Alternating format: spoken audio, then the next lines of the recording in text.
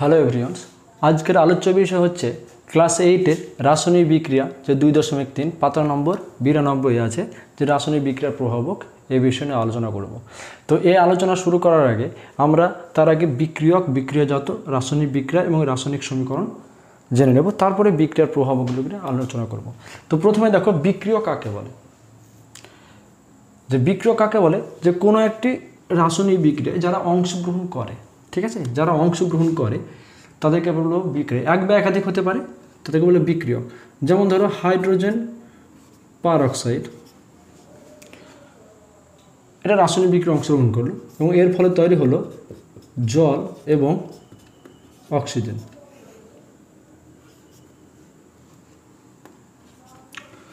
কি তৈরি হলো? জল এবং অক্সিজেন। তাহলে এই যে এক বা একাধিক নিয়ে একটা পদার্থ নিয়েছি, যে নতুন অংশগ্রহণ করার পর, রাসায়নিক বিক্রিয়া অংশগ্রহণ করার পর দুটি নতুন ধর্ম বিশিষ্ট, ঠিক আছে, এই হাইড্রোজেন পারঅক্সাইডের ধর্ম আলাদা, আর এখানে তৈরি হয়েছে 2 অণু জল আর 1 অণু অক্সিজেন, তো এর ধর্ম আলাদা।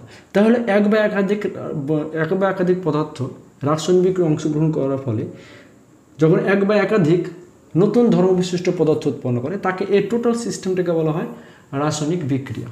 কি বলা হয়? এই যে ঘটনাটা ঘটছে এটাকে বলা হয় রাসায়নিক বিক্রিয়া। আর আমরা যে এই সংকেতের সাহায্যে লিখেছি এটাকে বলা হয় রাসায়নিক সমীকরণ।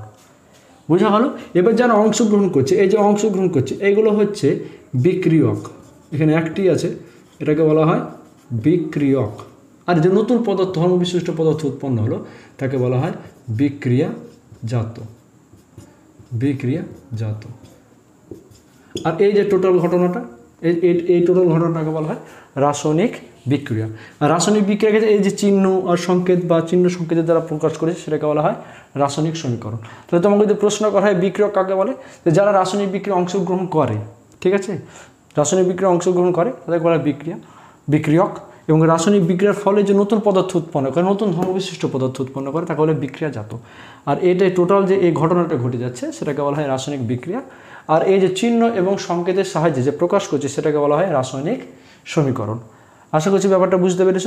এবার আমরা আলোচনা করব বিক্রিয়ার প্রভাবক। দেখো এবার বিক্রিয়ার প্রভাবক বিষয়টা কি। বিক্রিয়ার প্রভাবক বিষয়টা হচ্ছে যে ধরো আমি কি করলাম না, ভাতের হাঁড়িতে আমি ধরো আমি কী দিয়ে দিলাম, যে চাল এবং জল দিয়ে দিলাম, ঠিক আছে। আমি এখানে নিচে থেকে তাপ দিচ্ছি না, আমি নিচে থেকে কী দিচ্ছি না, তাপ দিচ্ছি না। এখানে হাঁড়িতে আমার চালও আছে, জলও আছে, কিন্তু এখান থেকে আমি তাপ না দেওয়ার ফলে কি এখান থেকে ভাত হবে? কখনোই হবে না। তাহলে এই যে চাল এবং জলের ফলে নতুন যে ভাত তৈরি হয়েছে, দেখো ভাতের বৈশিষ্ট্য এবং চালের বৈশিষ্ট্য আলাদা, ঠিক আছে। আমরা ক্লাস 6-এ শিখেছি যে এটা হচ্ছে একমুখী প্রক্রিয়া, যে চাল এবং জল মানে ভাত তৈরি করার পর ভাত থেকে কখনো আমরা চাল ফিরে পেতে পারি না। তো এটা একটা রাসায়নিক বিক্রিয়া বা রাসায়নিক পরিবর্তন, ভৌত পরিবর্তন নয়। ভৌত পরিবর্তন কাকে বলেছিলাম? যে যদি আমরা পুনরায় আগের অবস্থায় ফিরে পাই, ঠিক আছে, কোনো একটা প্রক্রিয়ার ফলে যদি আমরা পুনরায় প্রথম বস্তুটা ফিরে পাই তাকে বলা হয় ভৌত পরিবর্তন। যেমন ছিল মোমবাতি গলে যাওয়া, মোমবাতি গলে গেলে আবার কি আমরা সেই মোমবাতি ফিরে পেতে পারি, তো সেটা হচ্ছে ভৌত পরিবর্তন। কিন্তু এটা হচ্ছে রাসায়নিক পরিবর্তন। তাহলে এই রাসায়নিক পরিবর্তন বা এই রাসায়নিক প্রক্রিয়াটা, এর তাপ না হলে পারে এই চাল এবং জল যতই দিয়ে রাখো কখনোই ভাত তৈরি হবে না।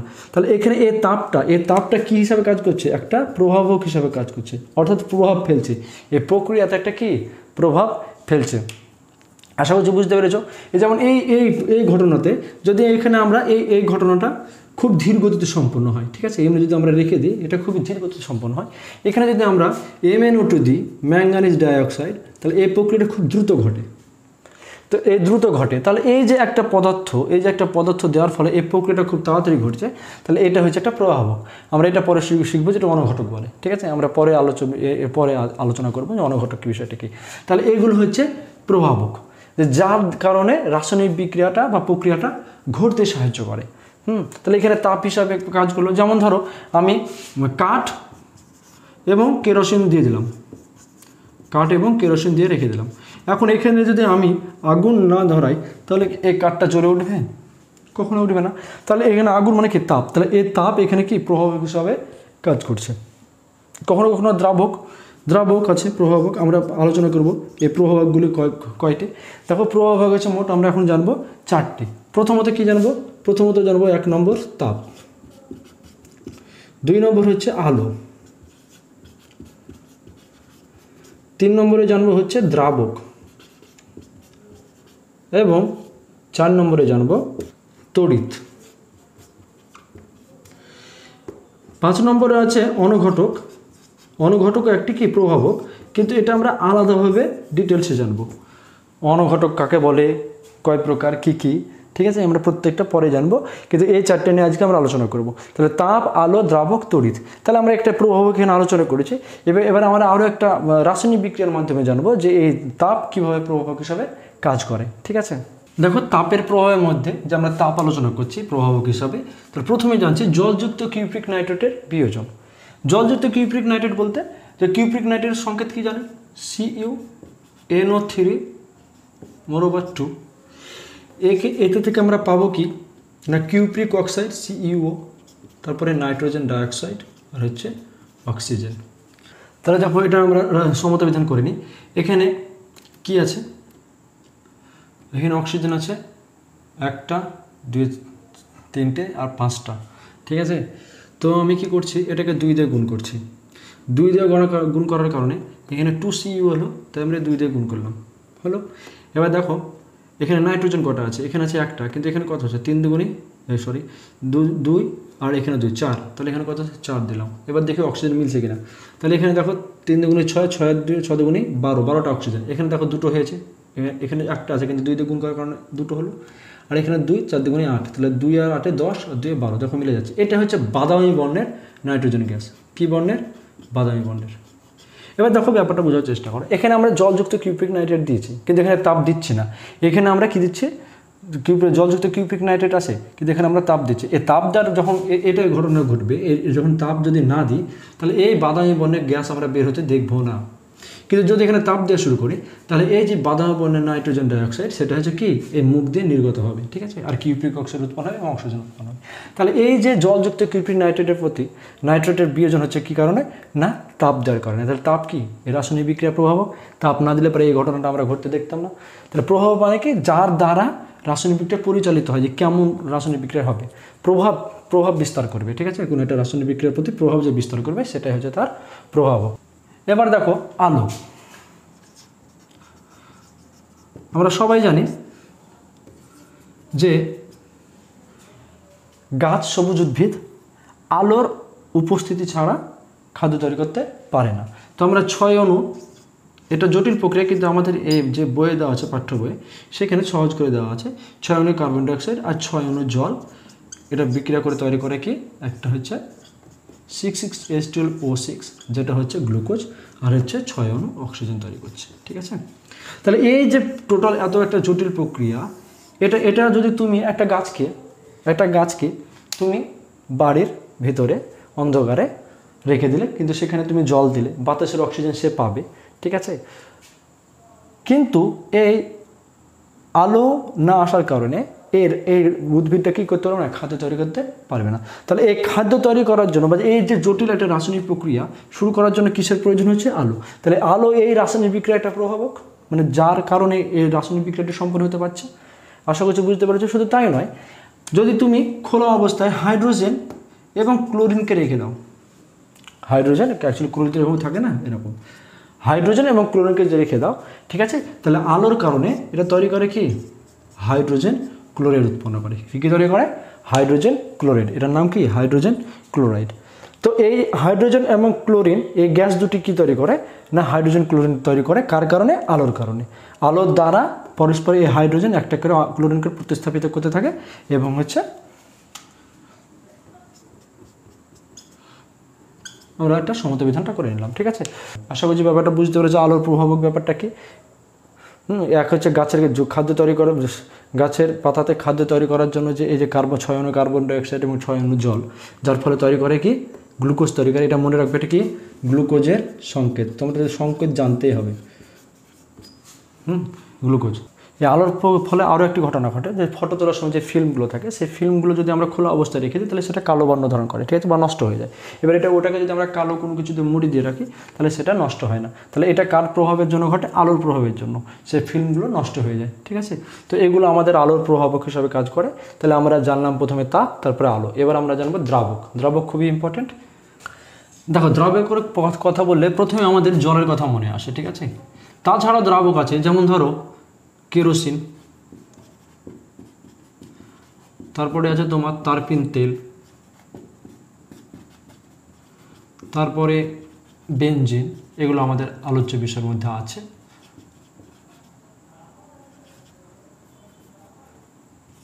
বেনজিন, যদি আমরা শুকনো খাবার সোডা নিই, খাবার সোডার সংকেত জানতে হবে আমাদেরকে, সেটা হচ্ছে NaHCO3, মানে সোডিয়াম বাইকার্বনেট, ঠিক আছে। এর সঙ্গে যদি আমি ধরো টার্টারিক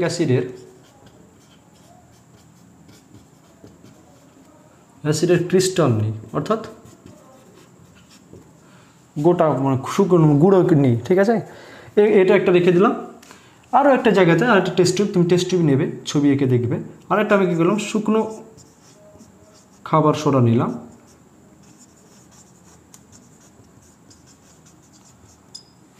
তো সংকেত আমরা আবার লিখি NaHCO3, অর্থাৎ sodium bicarbonate, plus tartaric acid, মানে অ্যাসিডের ক্রিস্টাল আর কি,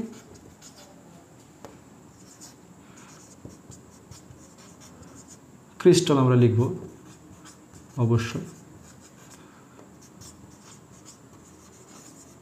তার সঙ্গে ধরো জল মিশাচ্ছি, এই দুটো ঘটনা দেখবো, ঠিক আছে। এরকম যখন রাখবো তখন আমরা ওই টেস্ট টিউবের মধ্যে কোনো কিছু দেখতে পাবো না, বা বুদবুদ আকারে বা কোনো কিছু বের হচ্ছে এরকম দেখতে পাবো না, ঠিক আছে। কিন্তু এই টেস্ট টিউবে যখন আমরা এই তিনটে জিনিস নেব, তখন আমরা দেখবো যে ওই টেস্ট টিউবের মধ্যে এরকম জল আছে, তো জল মিশিয়েছো তুমি, জল সহিত এগুলো দিয়েছো, তো বুদবুদ আকারে কিছু একটা বের হচ্ছে, সেটা হচ্ছে কার্বন ডাইঅক্সাইড।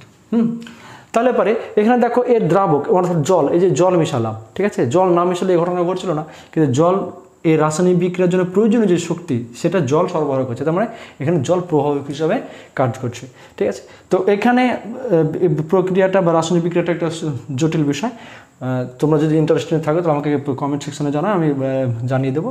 এখন কথা হচ্ছে এখানে তোমাদের একটা প্রশ্ন আছে যে এখানে আমাদের এই কেরোসিন বা তারপিন তেল বা বেনজিন এগুলো কেন ব্যবহার করা হয় না এই ঘটনাতে, ঠিক আছে।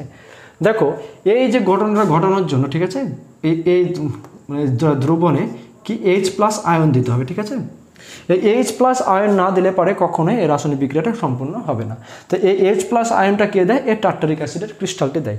কিন্তু কেরোসিন, তারপিন তেল, বেনজিন এগুলো এই H+ আয়ন দিতে পারে না, সেই কারণ থেকে নিয়ে আমরা এই কেরোসিন, তারপিন তেল, বেনজিন আমরা ব্যবহার করি না। তোমার প্রশ্ন আসতে পারে যে এই শুকনো খাবার সোডা এবং টার্টারিক অ্যাসিডের ক্রিস্টালের সঙ্গে কেরোসিন বা তারপিন তেল বা বেনজিন দিলে কি রাসায়নিক বিক্রিয়া সম্পন্ন হবে, বা দ্রাবক হিসেবে নিলে কি রাসায়নিক বিক্রিয়া সম্পন্ন হবে? আমরা বলবো যে না, কারণ হচ্ছে কেরোসিন বা তারপিন তেল বা বেনজিন যাই বলো, তারা কখনোই দ্রবণে বা এই রাসায়নিক বিক্রিয়া থেকে H+ আয়ন দিতে পারে না। কে দেয় না? Tartaric acid. এখন যদি প্রশ্ন আসে তাহলে কেরোসিন, তারপিন তেল, বেনজিন এগুলোকে কি দ্রাবক বলা হয়, তো বলবো এগুলোকে বলা হয় জৈব দ্রাবক। তাহলে এখানে তোমরা আরেকটা জিনিস বলতে পারো যে সমস্ত যৌগগুলি আয়ন দিয়ে গঠিত তারা এই জৈব দ্রাবকের থেকে জলকে দ্রাবক হিসাবে বেশি পছন্দ করে, রাসায়নিক বিক্রিয়া সম্পূর্ণের জন্য জলটা বেশি আমাদের গ্রহণযোগ্য, ঠিক আছে, যারা আয়ন দিয়ে গঠিত। আশা করছি এই ব্যাপারটা বুঝতে পেরেছো। এবার আমরা প্রভাবক হিসাবে তড়িৎ নিয়ে আলোচনা করব। দেখো এবার তড়িৎ বিষয়টা আলোচনা করব। তো আমরা এখানে একটা পাত্রে অ্যাসিডযুক্ত জল নিয়েছি আর ব্যাটারি নিয়েছি। এই ব্যাটারি ধনাত্মকের সঙ্গে একটা দণ্ড যুক্ত করেছে, এটা ঋণাত্মকের সঙ্গে আর একটা দণ্ড যুক্ত করেছি, ঠিক আছে। তো এখন এই যে এখানে জলযুক্ত অ্যাসিড মানে জলের মধ্যে একটু অল্প পরিমাণে অ্যাসিড দিয়ে দিলাম, তাহলে জল সেটা কি বলো, এটা একটা তরল পদার্থ। এই জলটা ভেঙে গিয়ে তৈরি করে কি হাইড্রোজেন এবং অক্সিজেন। কি তৈরি করে? হাইড্রোজেন এবং অক্সিজেন। এটা কি গ্যাস, এবং এটাও কি হয়ে যায় গ্যাস।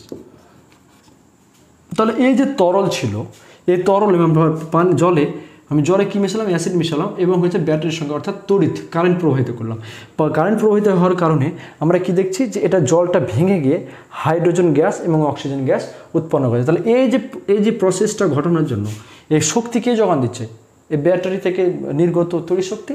এই তড়িৎ শক্তির কারণে জল ভেঙে গিয়ে হাইড্রোজেন এবং অক্সিজেন গ্যাস তৈরি করছে, ঠিক আছে।